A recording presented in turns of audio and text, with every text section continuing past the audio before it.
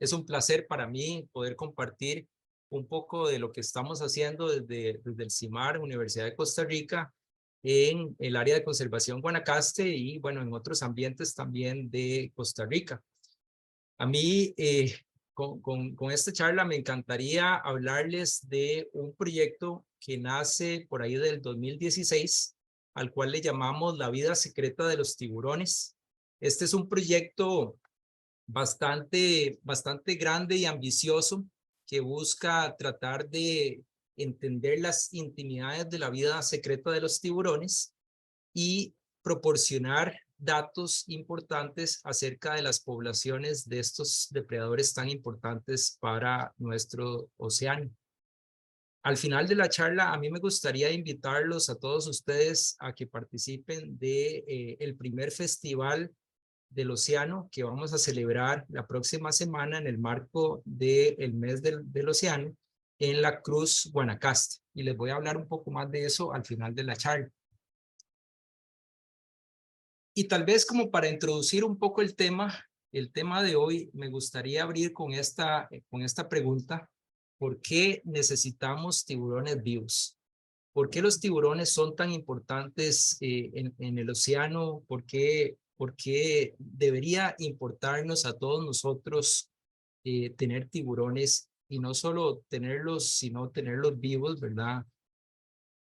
Y tal vez una de las cosas que la gente mejor piensa cuando le preguntan por qué los tiburones son importantes para el océano, automáticamente piensan en un modelo, en un diseño en donde tenemos a un tiburón en la parte más alta de la cadena alimenticia y luego tenemos otros grupos de depredadores más pequeños en la parte intermedia, seguido por niveles tróficos más bajos, ocupados generalmente por peces o especies omnívoras y herbívoras que se alimentan de otros organismos.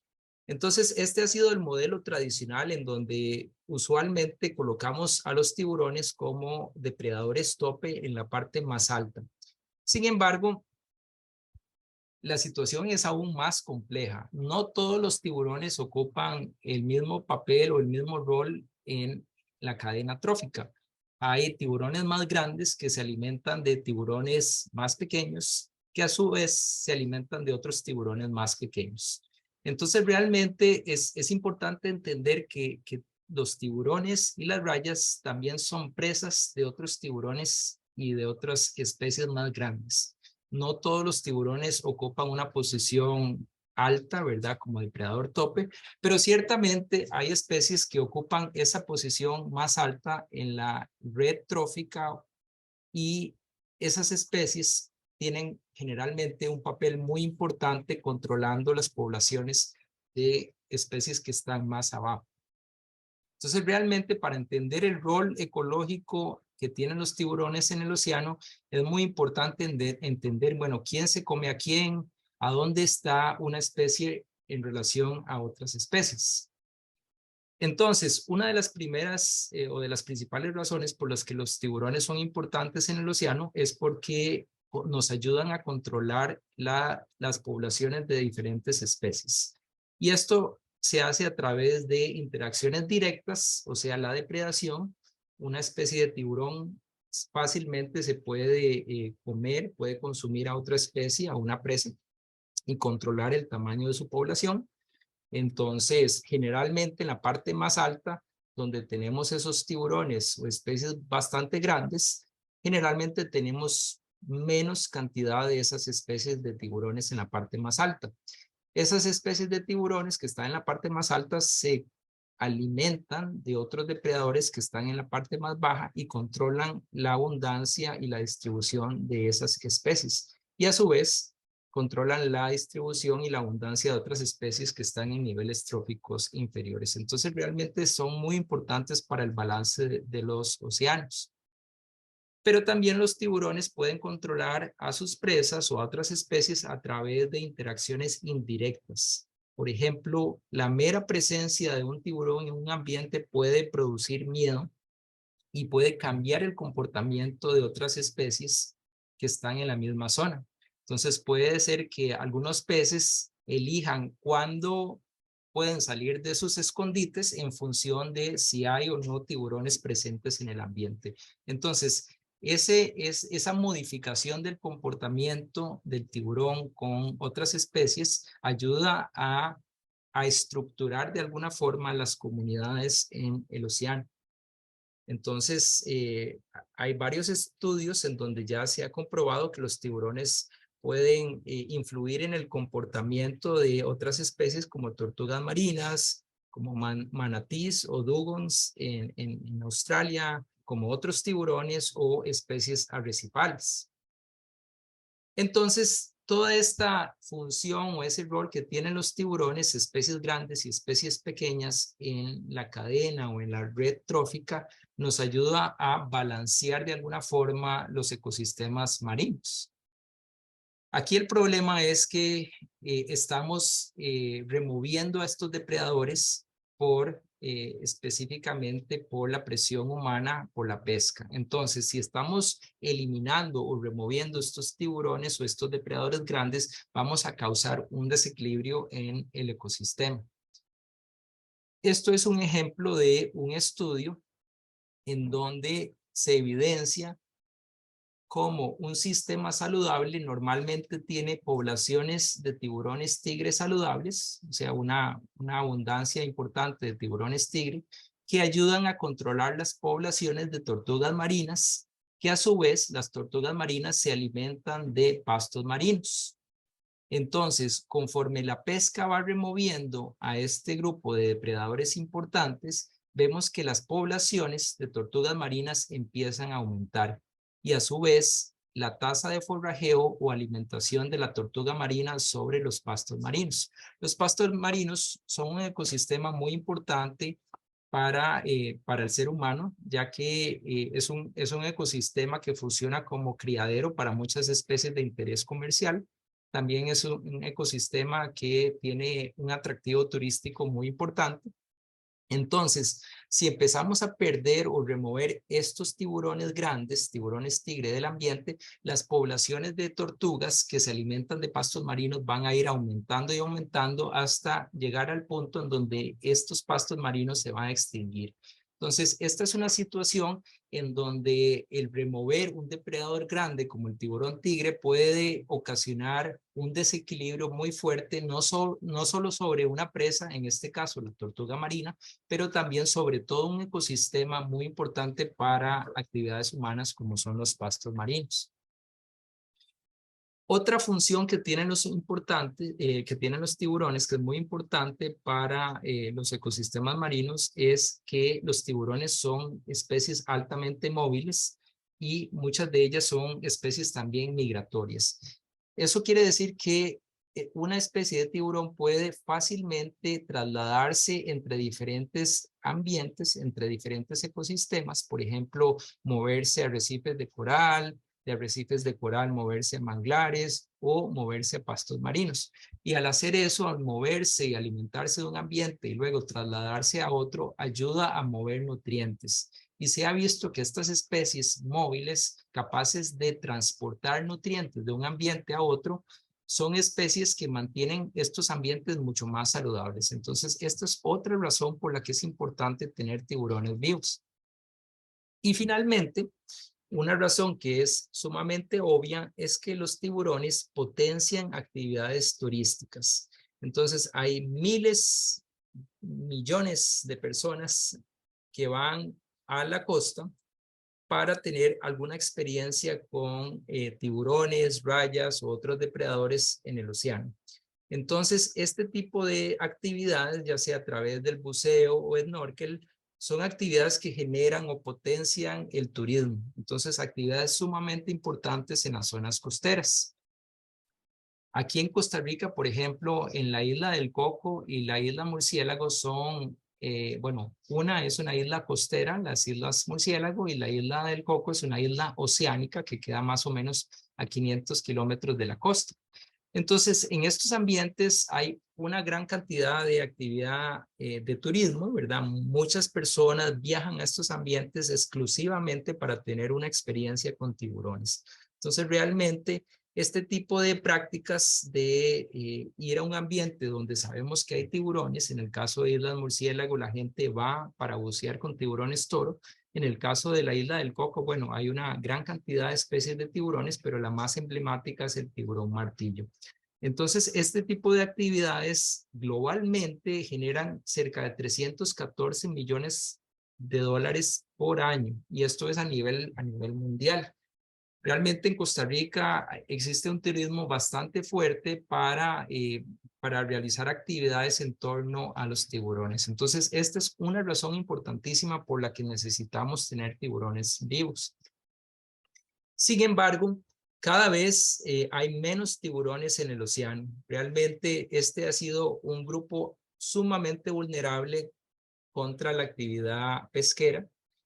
Más o menos a partir del año 1950, las capturas de tiburones, rayas y quimeras, las quimeras son un grupo muy relacionado a los tiburones y las rayas, ha aumentado exponencialmente en los últimos más o menos 70 años, ¿verdad? 70, 80 años.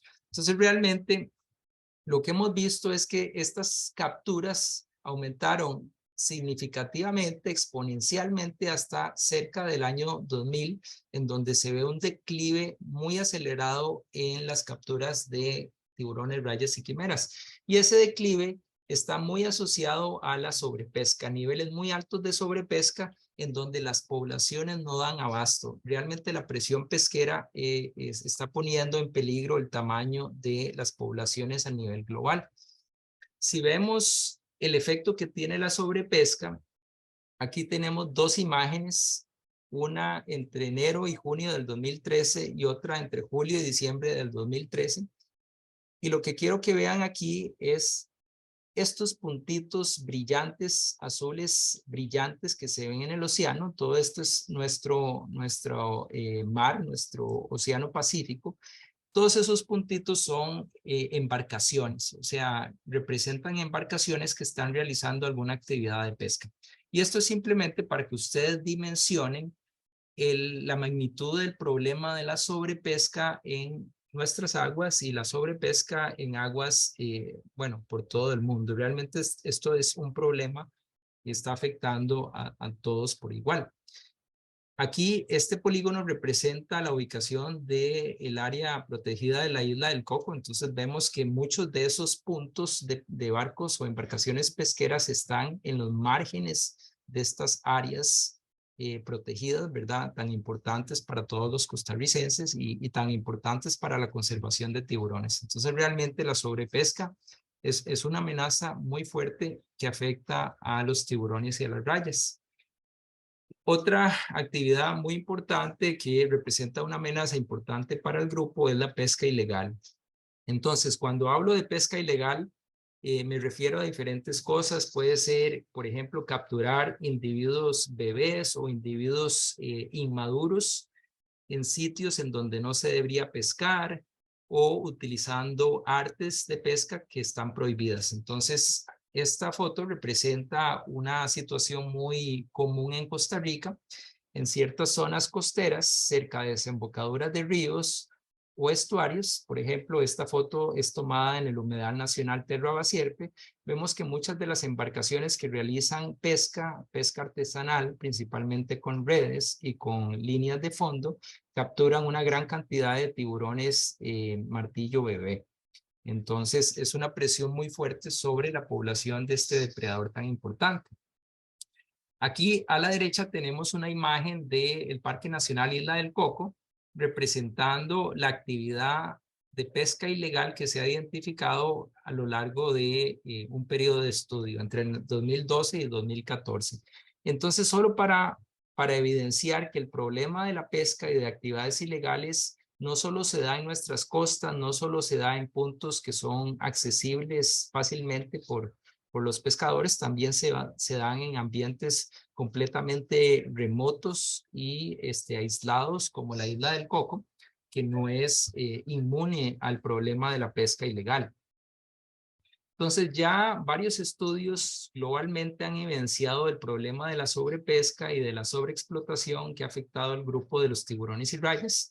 Esto es de un estudio en Australia, varias especies muy comunes en las costas australianas, más o menos en un periodo de 50 años se han reducido significativamente. Por ejemplo, en el caso de los tiburones martillo, la reducción en los últimos 50 años ha sido de más o menos 92% del tamaño original de la población. Otros tiburones un 82%, del tiburón tigre un 74% y el tiburón blanco un 92%. Entonces, realmente es un problema que está afectando a muchas especies de tiburones, que es un problema global que se da no solo en Costa Rica, pero en todo el mundo. Y es un problema que está poniendo una presión muy fuerte sobre la sobrevivencia de muchas especies de tiburones y rayas. Otra amenaza que está afectando fuertemente al grupo de los tiburones y rayas es la degradación y contaminación de los hábitats en donde viven.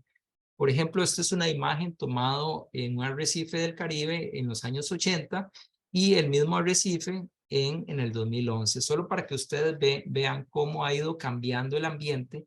Y estos ambientes son ambientes en donde muchas especies dependen de arrecifes vivos, de arrecifes saludables. Y lo que nos topamos actualmente, y esto es un problema, de nuevo, no solo de Costa Rica, sino de muchos países en el mundo, es que estamos contaminando y degradando, destruyendo esos ambientes que son muy importantes para muchas especies marinas. Y obviamente se discute el efecto que puede tener el cambio climático sobre muchas especies acuáticas, muchas especies marinas, y los tiburones no son la excepción. Realmente ya hay varios estudios que han evidenciado cómo el cambio climático puede afectar la distribución, la abundancia, inclusive la sobrevivencia de muchas especies de tiburones y rayas. Como todo, hay especies que van a ser más vulnerables al cambio climático que otras posiblemente se van a poder adaptar un poco mejor, pero las especies que son menos móviles, las especies que son más dependientes de un ambiente, por ejemplo, dependientes de ambientes de manglar, ambientes estuarinos o ambientes de arrecifes coralinos, son las especies que posiblemente vayan a ser más vulnerables al efecto del cambio climático. Entonces, si analizamos cuál es la situación global de todas las especies de tiburones y rayas en el mundo, y más o menos han sido descritas unas 1.200 especies de tiburones y rayas en el mundo, nos damos cuenta de que una de cada 3 especies de tiburones y rayas están en peligro de extinción. Eso según la lista roja de la UICN, que es la Unión Internacional para la Conservación de la Naturaleza, que a través de un panel de expertos logra clasificar a todas las especies de plantas y animales según un estado de conservación. Entonces, solo como para mencionarlo, nuestro tiburón martillo, que es un emblema de Costa Rica, un emblema de la isla del Coco, actualmente está en esta categoría CR, que significa en peligro crítico de extinción. Es una categoría de amenaza mucho más alarmante. Y quiere decir que si no hacemos algo con las poblaciones del tiburón martillo, muy próximamente, posiblemente esta especie vaya a pasar a esta categoría EW. EW significa que está extinto en la naturaleza, que la única forma de que vayamos a ver un tiburón martillo va a ser en un zoológico o en un acuario, ¿verdad? Que no es la situación ideal y no es la situación a la que queremos llegar con nuestros tiburones como el tiburón martillo.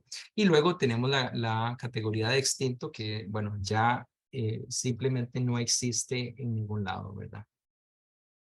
Entonces, las principales amenazas, de acuerdo a un estudio reciente que afectan a estas especies que están actualmente en peligro de extinción, principalmente es la sobrepesca. Entonces, todas las especies que actualmente están en peligro de extinción se puede atribuir a la sobrepesca como la principal amenaza, seguida de la degradación del hábitat, que ocupa un 31.2%, y el cambio climático y contaminación, que ocupan un porcentaje mucho menor. Entonces, realmente La sobrepesca es el factor más importante que afecta la sobrevivencia de especies de tiburones y rayas y es donde nosotros deberíamos poner toda nuestra capacidad, todo nuestro esfuerzo para reducir esa amenaza y tener poblaciones saludables de tiburones y rayas en el futuro.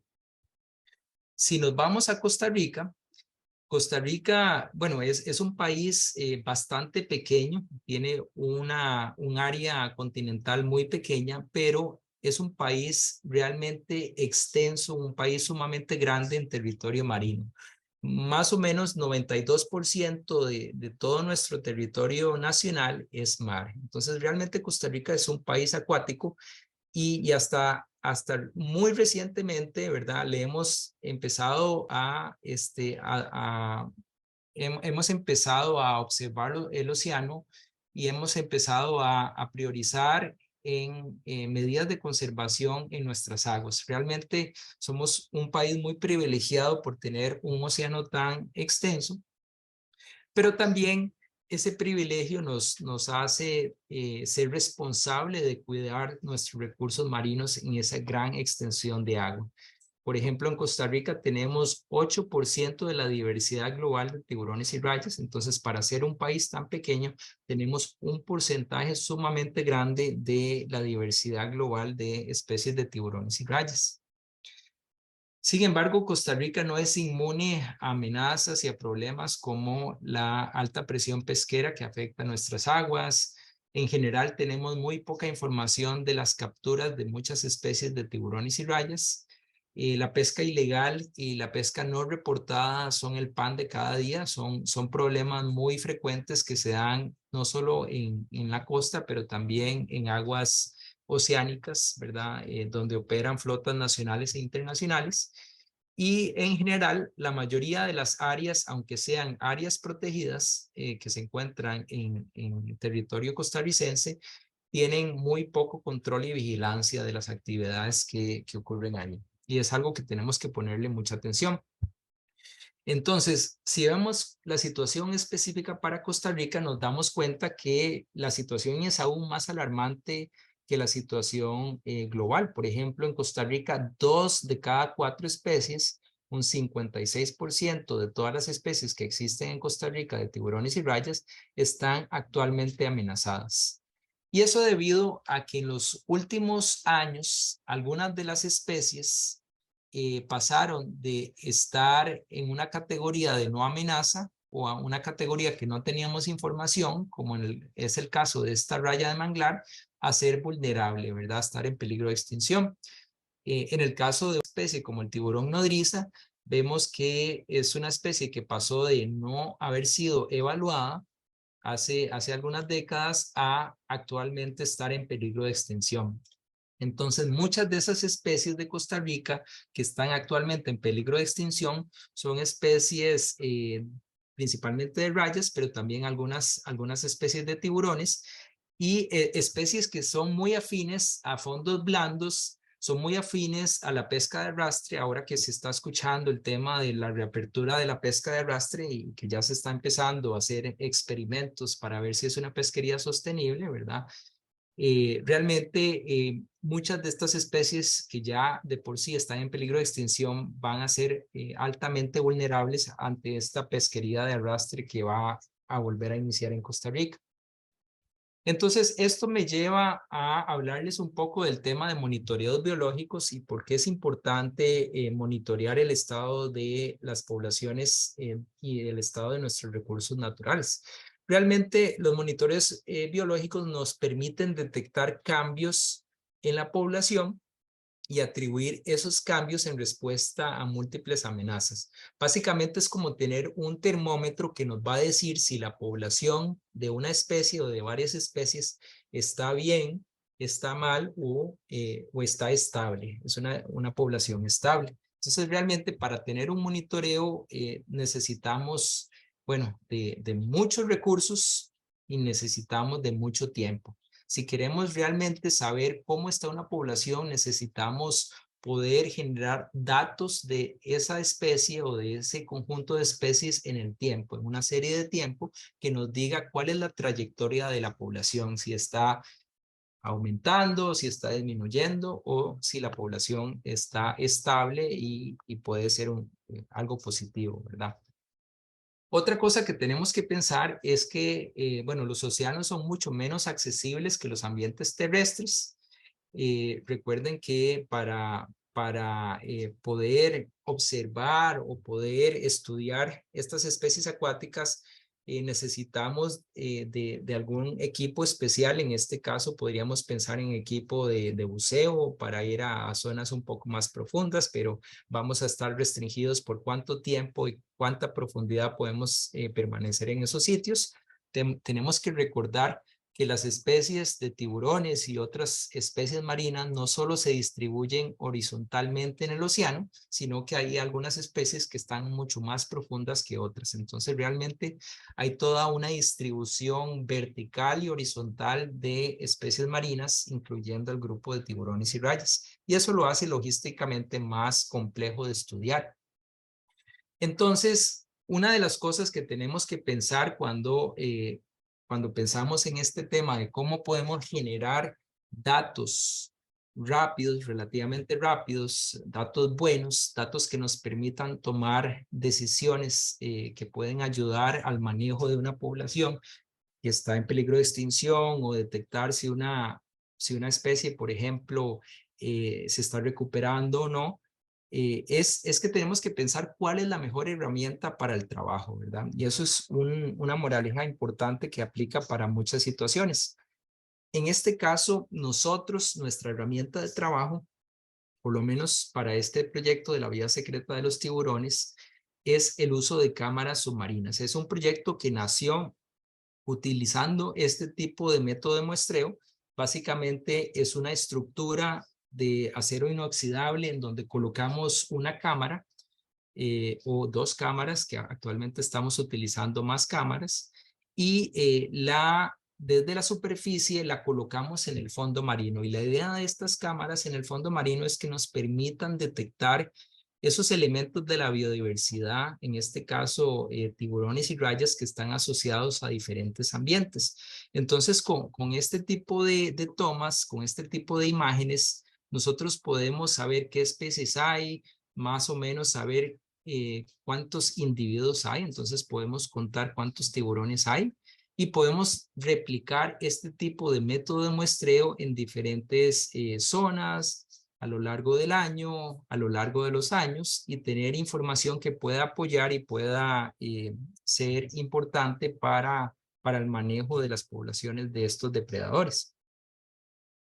Entonces, nosotros utilizamos diferentes tipos de cámaras submarinas. El primer tipo se llama cámara de fondo.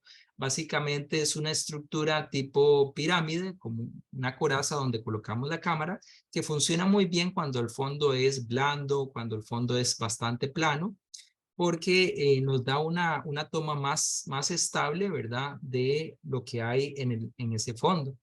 Cuando nos topamos con fondos más irregulares, por ejemplo, arrecifes coralinos o pináculos rocosos, arrecifes rocosos, ¿verdad? Donde tenemos mucha estructura en el fondo. Entonces, para evitar que las cámaras se puedan volcar o puedan caer mal, utilizamos estas cámaras que las llamamos cámaras de media agua o cámaras semipelágicas. Son cámaras que están ancladas al fondo con un peso, pero hay cierta distancia entre el fondo y la estructura donde están las cámaras que nos ayuda a evitar que estas cámaras caigan mal o que se vuelquen. Entonces nos da una toma más panorámica de lo que hay en ese ambiente y también nos permite de tener más información de lo que hay en esos ambientes. Finalmente, también utilizamos cámaras pelágicas. Estas cámaras no están ancladas en el fondo. Entonces, básicamente lo que nos ayuda a este sistema es a monitorear esas especies de tiburones y rayas que están en un ambiente pelágico, en un ambiente oceánico, que están asociadas a la columna de agua y no directamente asociadas al fondo. Entonces, pensemos que hay muchos sitios muy profundos, pero muchas especies de tiburones no necesariamente están cerca del fondo, sino que están más cerca de la superficie. Entonces, este tipo de cámara que va a la deriva nos ayuda a documentar esas especies de tiburones en esos sitios más oceánicos. Y bueno, ¿dónde hemos estado trabajando desde el 2016? Básicamente, hemos estado trabajando en diferentes ambientes costeros, entre ellos el Golfo de Santa Elena, Islas Murciélago, Islas Catalina, Cabo Blanco. El proyecto, de hecho, inició en la isla del Coco. También hemos monitoreado ambientes en el Pacífico Sur, Marino Ballena, Isla del Caño y Golfo Dulce. Por ahora no nos hemos aventurado a muestrear o estudiar tiburones en el Caribe, pero eso es un próximo proyecto que tenemos en mente. ¿Y cuáles son las preguntas detrás de este proyecto de investigación? Bueno, lo que queremos saber es qué especies de tiburones y rayas tenemos en Costa Rica, cuántos individuos tenemos y dónde están distribuidas esas especies. También nos interesa saber cómo cambia la diversidad y abundancia de tiburones en relación a diferentes factores como la protección, como el tipo de hábitat y como variables ambientales, ya sea temperatura, salinidad, oxígeno, otras variables que pueden afectar la distribución y el comportamiento de especies marinas. Y bueno, ¿qué es lo que hemos encontrado a lo largo de este monitoreo con cámaras remotas submarinas? Bueno, hemos encontrado que existe una gran diversidad de tiburones y rayas que puede ser capturado por estas cámaras. Entonces, como dato curioso, Costa Rica tiene 93 especies de tiburones y rayas, más o menos unas 44 especies son tiburones y el resto son rayas. Eh, y de ese 93, de 93 especies, hemos logrado detectar 56% de la diversidad de tiburones y rayas en estas cámaras. Entonces, realmente, para todo lo que hemos estado estudiando y monitoreando en la costa pacífica de Costa Rica, vemos que estas cámaras han logrado detectar un porcentaje muy alto de la diversidad total de tiburones y rayas que existen en Costa Rica. También nos hemos topado eventos bastante interesantes como este. Este es un tiburón tigre bebé que logramos detectar por primera vez en la isla del Coco. Entonces, anteriormente en la isla del Coco sabíamos de la presencia de tiburones tigre adulto, pero nunca se había documentado que existen tiburones tigre bebé en este ambiente remoto, que es una isla oceánica. Y esto nos podría sugerir de que esta especie, de que el tiburón tigre se pueda estar reproduciendo en la isla o en la cercanía de la isla y que estos tiburones estén utilizando ciertos ambientes de la isla para criarse, ¿verdad? Para crecer. Entonces, solo como para darles algunos resultados bastante rápidos de este monitoreo, el monitoreo ha logrado detectar más o menos unas 32 especies de tiburones y rayas en diferentes ambientes de Costa Rica.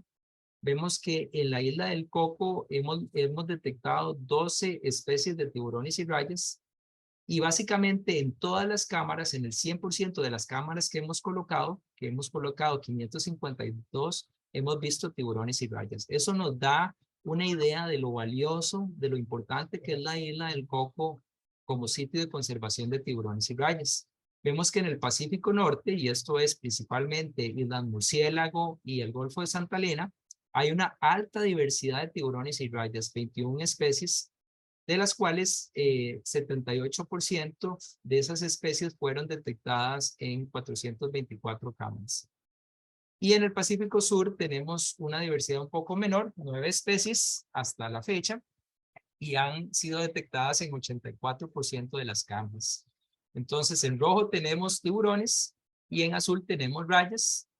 Un patrón muy interesante aquí es que, por ejemplo, en la isla del Coco, la mayor cantidad de especies que estamos viendo en las cámaras son tiburones y hay una menor cantidad de rayas. En el Pacífico Norte vemos algo muy opuesto, vemos que hay mucho más especies de rayas y menos especies de tiburones. Y en el Pacífico Sur el número es muy parecido. Entonces, esta situación de que hayan más especies de tiburones en la isla del Coco y menos rayas podría hacer que esas especies de tiburones estén controlando la cantidad de rayas, especies de rayas y abundancia de rayas que vemos en la isla del Coco.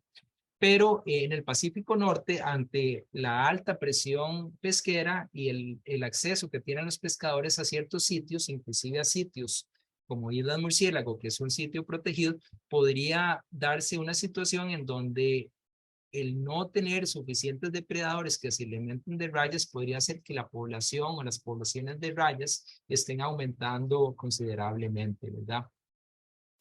Aquí está un poco más resumido ese mismo mensaje. Entonces, aquí, por ejemplo, tenemos el número de especies aquí arriba y la abundancia de tiburones y rayas. Entonces, en un área protegida vemos que hay mucho más especies y mucho más abundancia de tiburones que de rayas. Pero en los sitios en donde no existe protección, los sitios que están abiertos totalmente a la pesca, vemos que hay muchas más especies de rayas que especies de tiburones. Entonces, básicamente el patrón es este: las áreas marinas, en áreas marinas protegidas tenemos mucho más tiburones y una menor diversidad y abundancia de rayas, y en sitios de pesca tenemos más rayas y menos tiburones, ¿verdad? Y de nuevo, esto puede ser un síntoma de que en áreas de pesca ya hemos removido suficientes depredadores y tal vez ya no tenemos esos depredadores tan grandes que habían antes que controlaban las poblaciones de especies de rayas. Un resultado importante de este monitoreo es que no todas las áreas marinas protegidas que nosotros logramos monitorear son iguales. Por ejemplo, en la isla del Coco, 80% de todas las cámaras contenían depredadores tope, como el tiburón tigre, o sea, esos depredadores que realmente sí están en la parte más alta de la red trófica. Mientras que en Islas Murciélagos solo 12% de las cámaras tenían esos depredadores tope y en Isla del Caño solo un 3%, ¿verdad? Entonces, de nuevo, esto puede ser un síntoma de que estos sitios, aunque sean protegidos, que se encuentran en la costa, podrían estar vulnerables a la presión pesquera, ya sea en los bordes o dentro de las áreas protegidas por actividades de pesca ilegal. Entonces, los mensajes de este tema, de esta charla, es que el monitoreo con cámaras submarinas es un monitoreo muy efectivo para la detección de especies de depredadores como tiburones y rayas, que las áreas marinas protegidas de Costa Rica sí están aportando beneficios importantes para las poblaciones de tiburones y rayas, específicamente para estos grandes depredadores que ocupan una posición trófica más alta, y que este tipo de estudios son estudios bastante pioneros, de los primeros en la región, que poco a poco han ido involucrando más investigadores en la región para hacer colaboraciones y realmente entender cómo están los patrones de tiburones y rayas en diferentes áreas, no solo en Costa Rica, pero en otros países. También quería contarles que, bueno, que a raíz de este monitoreo con cámaras, nosotros también hemos participado de algunas expediciones que han tratado de documentar en una zona oceánica remota, que es esta zona de montes submarinos que conectan el Parque Nacional Isla del Coco con Galápagos. Entonces son ambientes remotos sumamente aislados en donde queríamos probar por primera vez el uso de estas cámaras pelágicas para poder monitorear especies de tiburones y rayas en montes submarinos. Los montes submarinos son como montañas que nacen del lecho marino, del fondo marino, pero no llegan hasta la superficie. Entonces, típicamente están entre 400 y 100 metros de distancia desde la superficie, pero que pueden agregar diferentes especies. Entonces, como dato curioso, en este monitoreo logramos detectar una gran cantidad de especies pelágicas, de especies migratorias que se refugian o utilizan estos montes submarinos para agregarse. Entonces ya hemos publicado algo de estos resultados en donde se evidencia que montes submarinos que son menos profundos, ¿verdad? Que tienen menos distancia desde la superficie, normalmente contienen más especies y también más abundancia de especies que los montes submarinos más profundos. A raíz de ese estudio, en el 2021 iniciamos un monitoreo eh, en dos de esos montes submarinos, en uno que se llama West Cocos y otro que se llama Las Gemelas, que son parte de de los montes submarinos de la cordillera de la Isla del Coco, que conecta Isla del Coco con Galápagos. Y también utilizando esa misma metodología monitoreamos ambientes oceánicos en la Isla del Coco. Entonces, simplemente como para resumir estos resultados, vemos, bueno, que algunos sectores de la Isla del Coco, de la parte pelágica oceánica de la Isla del Coco, son sectores con una mayor abundancia y diversidad de especies de tiburones y otros grupos de pelágicos, ¿verdad? Especies pelágicas.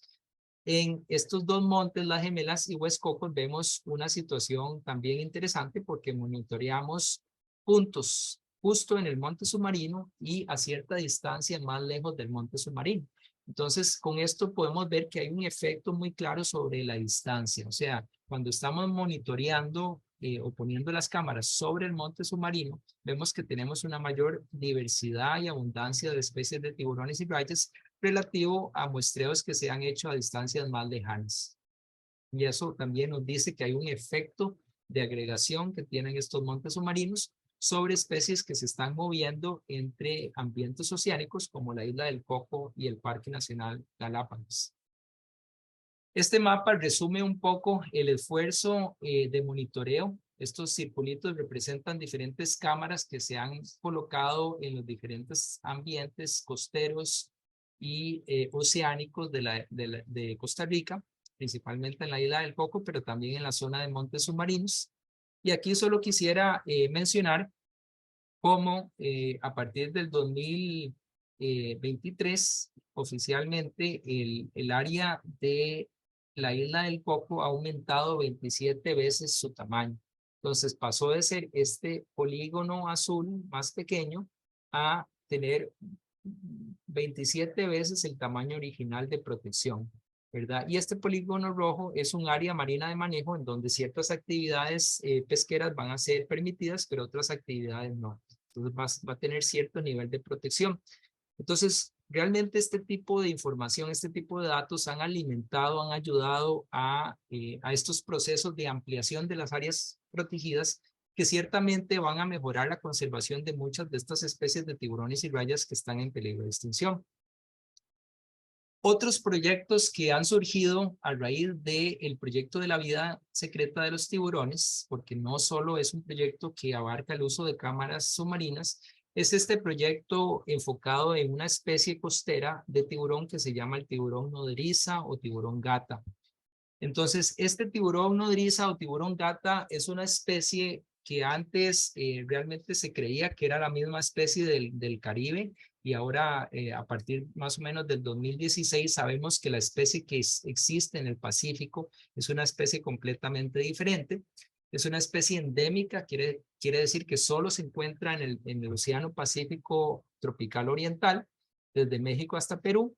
Es una especie que típicamente interactúa con pesquerías a lo largo de su distribución y por eso actualmente está en peligro de extinción, está amenazado. Y todo lo que sabemos de esa especie es lo que sabemos de la especie del Caribe. Entonces, realmente para el Pacífico tropical oriental no tenemos nada de información de esta especie.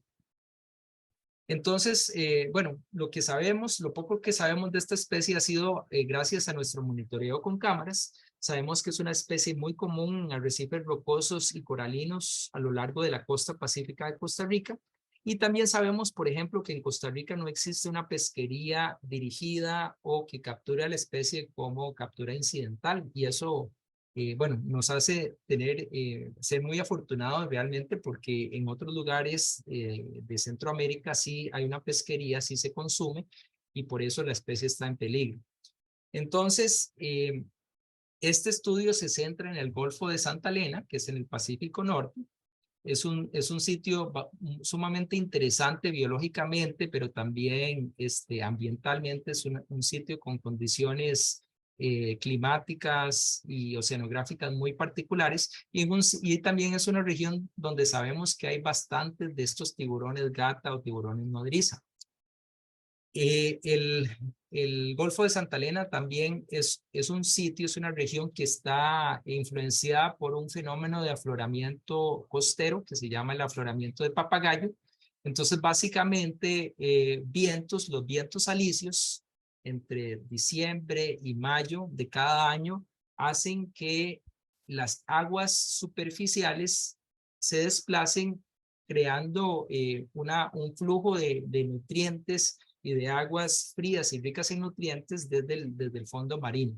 Entonces realmente eso propicia una serie de condiciones sumamente interesantes para la producción pesquera.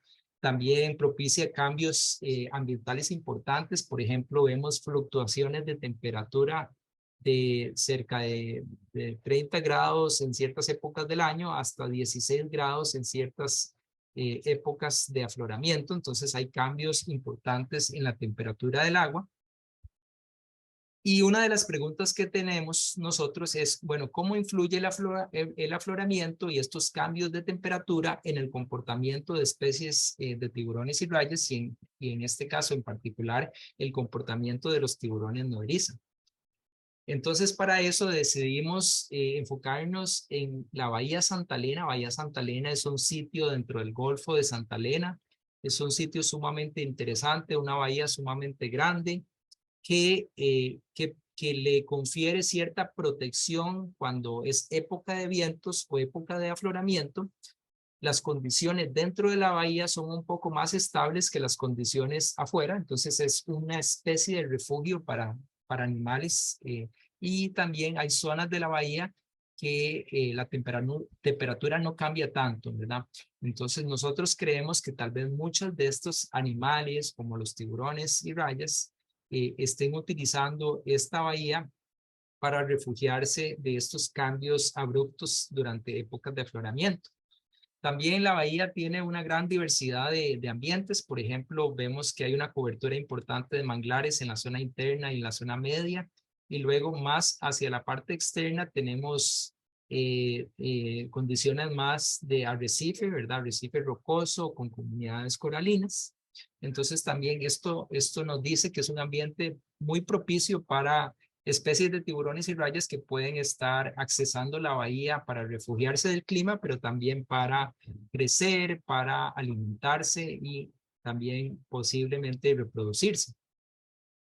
Bahía Santa Elena en el 2008 fue designada como un área de importancia biológica y esto principalmente debido a que hay una gran cantidad de especies de interés económico y de interés a nivel de conservación que utilizan la bahía en ciertos periodos del año. Entonces realmente es un sitio muy especial para ver una gran cantidad de especies marinas.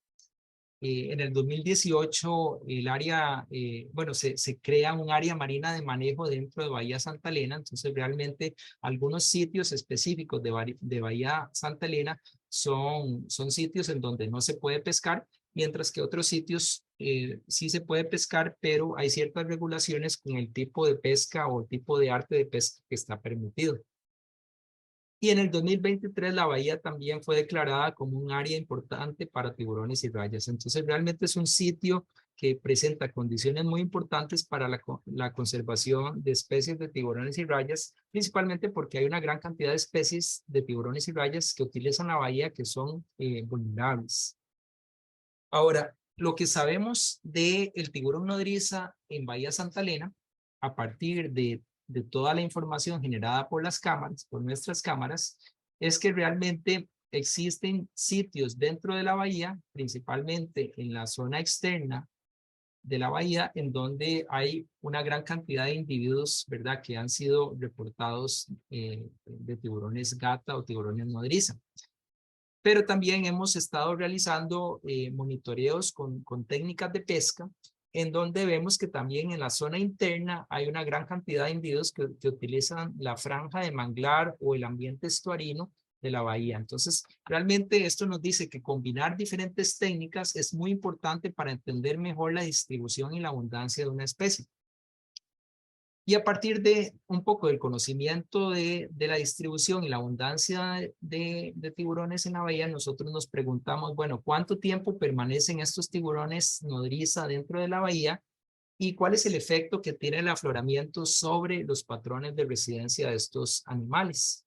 Entonces, para responder a esta pregunta, nosotros colocamos transmisores acústicos, estos transmisores pequeños, dentro de los animales, Y cómo funciona esta tecnología es que cuando colocamos recibidores acústicos, un recibidor acústico y el animal con el transmisor se mueve en la cercanía del recibidor, entonces el recibidor es capaz de detectar la presencia, la fecha y la hora de ese animal con un código específico para cada uno de los animales. Entonces, básicamente nos da información de presencia y ausencia de los animales. Sin embargo, si nosotros colocamos varias de estas estaciones a lo largo de la bahía, nosotros podemos saber más o menos las zonas de la bahía en que se está moviendo el animal y entender también, bueno, cuánto tiempo permanecen los animales en estos sitios.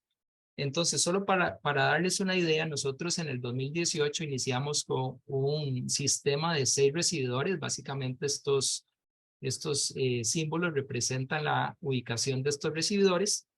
En el 2020 aumentamos ese sistema a 11 recibidores para incluir otros ambientes más externos de la bahía. Y en el 2024 no solo cubrimos más de la bahía, sino que tratamos de cubrir otros ambientes mucho más externos a lo largo de la franja costera que pudieran ayudarnos a nosotros a entender la conexión o el movimiento que podría haber de animales dentro de la bahía hacia otras bahías o otras zonas importantes en el Golfo de Santa Elena. Entonces, básicamente lo que nosotros hicimos fue capturar a estos tiburones, les colocamos transmisores acústicos con una pequeña incisión y una sutura para que este transmisor pudiera permanecer periodos de 10 años, entonces un monitoreo de largo plazo. Logramos capturar 28 tiburones entre el 2018 y 2022.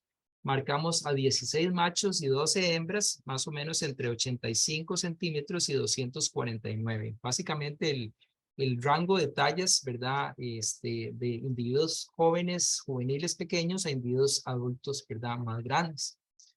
Y lo que encontramos es que en general estos tiburones permanecen cerca de 25% del tiempo cada año, de todos los días del año dentro de la bahía.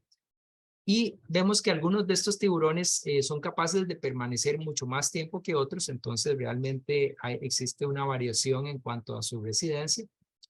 Vemos que las hembras normalmente son detectados más días por año, ¿verdad? Que los machos. Estos son datos entre el 2019 y 2022, entonces vemos que la residencia o el número de días en que las hembras son detectadas es mucho mayor que la de los machos. Si lo analizamos información a nivel de cada individuo, estos cuadritos azules representan periodos en donde el individuo fue detectado dentro de la bahía. Entonces vemos que hay algunos individuos que consistentemente han sido detectados y luego hay periodos en blanco. Eso quiere decir que no han sido detectados en esos periodos. Y vemos que existe una gran variación a lo largo de estos individuos. Pero el patrón de la población es que las hembras han sido detectadas mucho más tiempo que los machos. Y eso es un patrón importante. Ahora, una de las preguntas que teníamos es, bueno, ¿cuál es el efecto que tiene el afloramiento sobre la residencia? Realmente estos cambios de temperatura debido a los vientos alisios que propician las condiciones de afloramiento están teniendo un efecto sobre la distribución y la residencia de esta especie. Bueno, lo que hicimos aquí fue hacer un modelo, que puede ser un modelo bastante complejo, no me voy a meter en detalles, pero lo que quiero resaltar aquí en azul es el patrón que tienen los machos versus en rojo el patrón que tienen las hembras. Entonces, primero lo que quiero resaltar es que los machos, los primeros días del año, más o menos en los 60 a 120 días, vemos que la probabilidad de detectar un macho es mucho más baja que la probabilidad de detectar una hembra.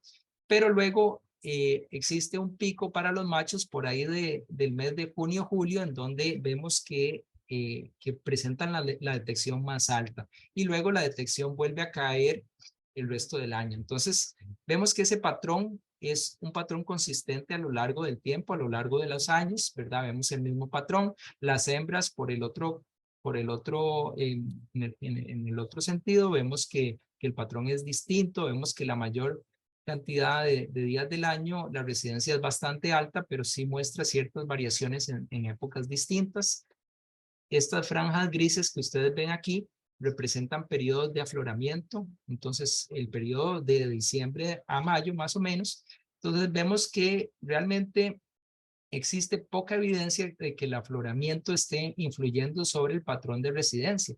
Por ejemplo, en mayo, en machos, perdón, vemos que tal vez los primeros días del año existe cierta tendencia de que tal vez el afloramiento puede estar teniendo un efecto, pero luego vemos que el patrón de la probabilidad de detección vuelve a disminuir a partir de agosto a septiembre y eso no está relacionado con cambios de temperatura o meses de afloramiento.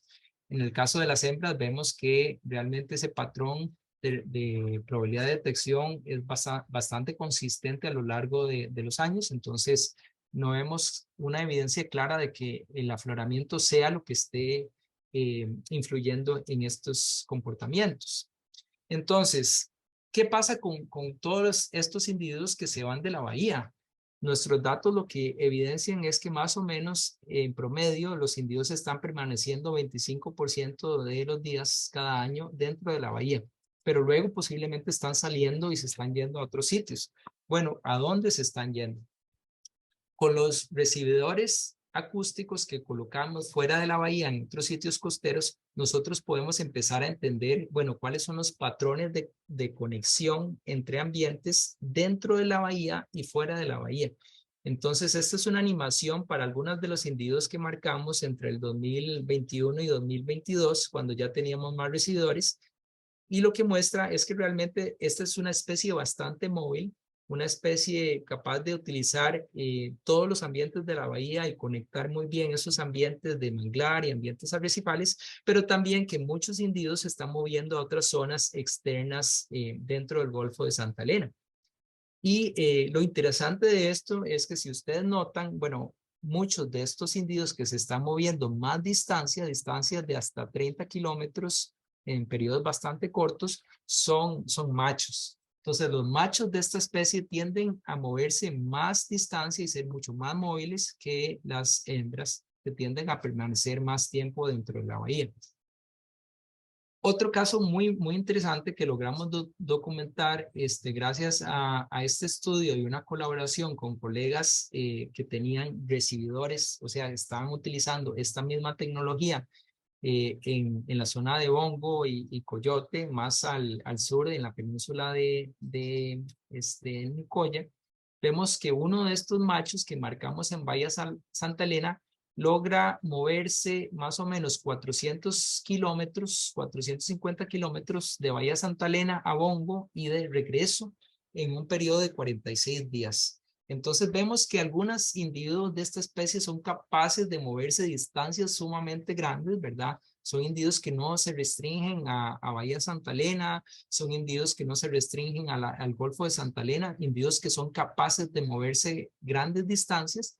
Y esto, bueno, nos hace pensar, ¿verdad? Que realmente para mejorar el manejo y la conservación de especies como esta, como el tiburón nodriza o tiburón gata, que son bastante móviles, inclusive realizando migraciones tan extensas, tenemos que no solo pensar en medidas de manejo espacial muy discretas como áreas protegidas, pero también medidas que reducen el esfuerzo pesquero o medidas que reducen el bycatch o la captura incidental de estas especies cuando no están siendo protegidas, ¿verdad? Cuando se desplazan fuera de los límites de un área protegida. Entonces, esto solo ocurrió para uno de los individuos que monitoreamos. Sin embargo, cuando se dio este avistamiento en junio más o menos del 2019, este individuo en Bongo, coincidió con un periodo en donde ya no había más de esos residuos, entonces posiblemente si se hubieran dejado más tiempo hubiéramos visto que este patrón podría haber sido más consistente y más de los machos en este estudio.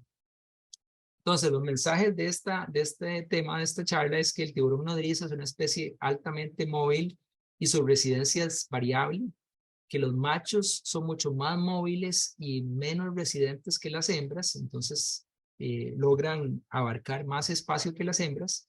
Hay muy poca evidencia de que el afloramiento o la temperatura estén influyendo en la residencia de esta especie en Bahía Santa Elena, entonces posiblemente otras razones, otros factores, por ejemplo, cortejo, reproducción, buscar el que los machos tiendan a desplazarse más distancia para buscar hembras en otros sitios, puede ser la razón que está explicando estos cambios en la residencia de los machos en Bahía Santa Elena. Y simplemente para terminar, quisiera también mostrar algo muy interesante que surgió a raíz de este estudio, y es que empezamos a notar que hay sitios específicos dentro de Bahía Santa Elena, un sitio local que se llama Matapalito, que es esta bahía más pequeña, y otro sitio que se llama Sortija o Playa Sortija, que queda en la zona externa de Bahía Santa Elena. En estos sitios es muy habitual poder observar agregaciones bastante grandes de tiburones gata o tiburones nodriza. En esta foto, solo para que se den una idea, es posible contar más de 50 de estos tiburones en un punto muy pequeño. Y esto no ocurre todo el año, ocurre en épocas específicas y realmente no sabemos muy bien por qué ocurre. De hecho, tenemos a un estudiante que está tratando de responder esta pregunta: ¿por qué se agregan estos tiburones nodriza en grandes números en estas zonas específicas y en ciertos momentos del año? Entonces, para responder a esa pregunta está utilizando drones y está haciendo transectos con drones, y también está utilizando recibidores acústicos para entender a una escala mucho más fina, mucho más pequeña, el porqué de estas agregaciones, ¿verdad? Y cómo podríamos utilizar esa información para proteger mejor a esta especie que muestra estos comportamientos de agregarse, ¿verdad? Y simplemente para simplemente mencionar algunos de los investigadores y estudiantes que nos han apoyado en este proyecto de la vida secreta de los tiburones: Marta Cambra, Jorge Valerio, Lucía Vargas, Verónica Valverde, tenemos a Paola Díaz, a Nati Gebel, a Checho, Diego, Crista y Cami. Todos estos son estudiantes terciarios que están contribuyendo a este proyecto y realizando diferentes proyectos de tesis de maestría con diferentes organismos, algunos tiburones y rayas, otros con tortugas, con peces, con humanos, para entender un poco mejor interacciones entre humano y recurso, pescadores y recursos. Todo esto es parte de la investigación que tratamos de hacer a través del proyecto de la vida secreta de los tiburones. Obviamente esto es un proyecto que también depende de mucha ayuda de muchos asistentes. La mayor cantidad de ellos son estudiantes de universidades de la UCR, de la UNA, de la Universidad Latina, y gente que voluntaria, que nos ha aportado muchísimo a lo largo de los años, y obviamente donantes y aliados que han hecho que este esfuerzo sea sostenible en el tiempo.